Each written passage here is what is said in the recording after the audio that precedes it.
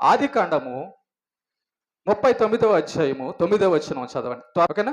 నీవు అతని భార్య అయినందున ఆ, నిన్ను తప్ప మరి దేనిని నాకు అప్పగింపబడి ఉండలేదు. ఆ, కాబట్టి నేనెట్లు ఇంత ఘోరమైన దుష్కార్యం చేసి ఆ. దేవునికి విరోధంగా పాపం కట్టుకొందునని తన యజమాని భార్యతో అనెను. చూసారా? దేవుడి గురించి యోసేపు కలిగిన అవగాహన, యోసేపు చెబుతున్న మాట ఏంటంటే, యోసేపుకి ఒక స్త్రీతో వ్యభిచారం చేసేటటువంటి అవకాశం వచ్చింది.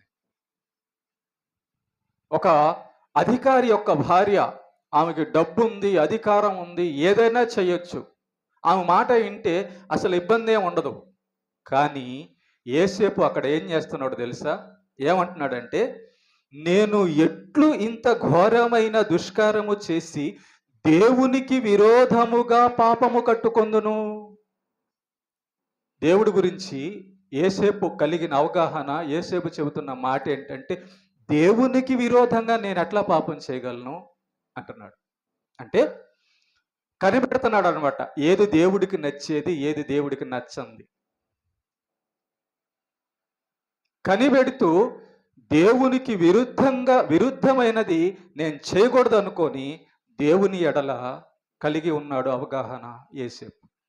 మనం అలాంటి అవగాహన కలిగి ఉన్నామా? చూస్తున్నామా? దేవుడికి నచ్చని కార్యాలు ఏవి చూసి ఇది దేవుడికి నచ్చని కార్యం కాబట్టి నేను చేయకూడదు, దేవుడు బాధపడతాడు అని మన జీవితం అలా ఉందా? యోసేపు జీవితం అలా ఉంది.